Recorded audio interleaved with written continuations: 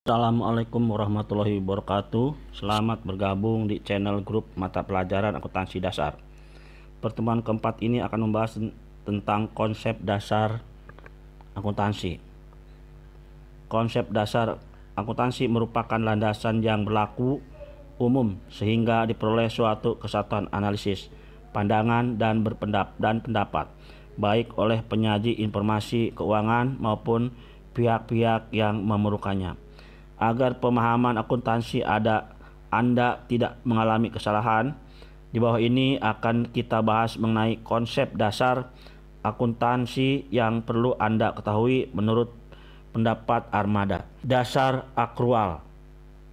Pada konsep dasar akrual, suatu peristiwa usaha langsung diamati dan dikaitkan dengan waktu terjadinya peristiwa.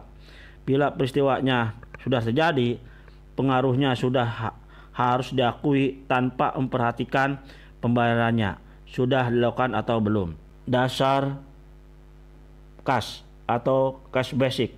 Transaksi atau peristiwa ekonomi diakui pada saat terjadinya pembayaran atau penerimaan kas dan dicatat dalam buku akuntansi serta dilaporkan dalam laporan keuangan pada waktu periode transaksi kas berlangsung. Contoh, suatu perusahaan memperoleh pendapatan selama bulan Desember 2018 sebesar 10 juta. Dari jurnal tersebut yang sudah diterima sebesar 6 juta. Sedangkan sisanya akan diterima pada bulan Januari 2019. Dengan menggunakan dasar kas, pendapatan bulan Desember akan dicatat sebesar 6 juta. Adapun jika menggunakan pencatatan dasar akrual, pendapatan bulan Desember dicatat sebesar 10 juta.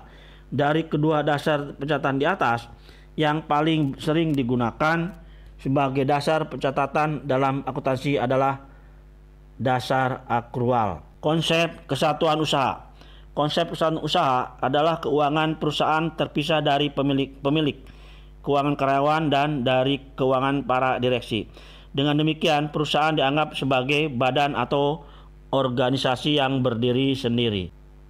Kesinambungan, going concern. Perusahaan dalam melakukan kegiatan usahanya berusaha berjalan terus-menerus sepanjang masa. Dalam proses usaha tersebut, senantiasa dibuat laporan keuangan perusahaan. Laporan keuangan perusahaan yang disusun secara periodik dapat dibandingkan sehingga diperoleh informasi kemajuan atau kemunduran perusahaan. 5. Penetapan beban dan pendapatan. Menetapkan beban dan pendapatan perusahaan hanya diakui dalam periode yang bersangkutan, sehingga beban dan pendapatan yang terjadi benar-benar sudah direalisasikan. Perhitungkan laba rugi yang dilaporkan menggambarkan keadaan yang sebenarnya dalam jangka waktu yang tertentu atau periode tertentu. Harga perolehan. Transaksi usaha yang terjadi dalam pembelian dilakukan, perusahaan dicatat sebesar harga perolehan barang tersebut. Misalnya, dibeli sebuah mesin seharga 10 juta. Mesin tersebut kemudian dipasang di pabrik. Ternyata masih dikeluarkan beban pemasangan mesin sebesar 1.200.000. Maka harga perolehan menjadi 11.200.000 rupiah, yaitu 10.000 ditambah 1.200.000. Nilai inilah yang dicatat dalam akuntansi. Harga perolehan adalah jumlah uang yang dikeluarkan untuk memperoleh sebuah barang atau jasa dalam pertukaran. 7. Periode akuntansi. Informasi keuangan perusahaan harus dilaporkan secara berkala. Misalnya per 3 bulan, 6 bulan, 9 bulan, dan atau 10 setahun atau 12 bulan.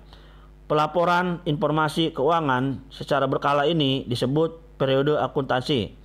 Tujuan diadakannya pelaporan secara berkala ini adalah untuk menentukan strategi kebijakan perusahaan pada masa yang akan datang. 8. Pengukuran nilai uang. transaksi usaha harus dapat diukur dengan satuan uang tertentu. Demikian juga dengan harta, utang, dan modal yang terdapat dalam perusahaan. Dengan adanya pengukuran dengan nilai uang ini, maka seluruh kekayaan perusahaan dapat dihitung nilainya.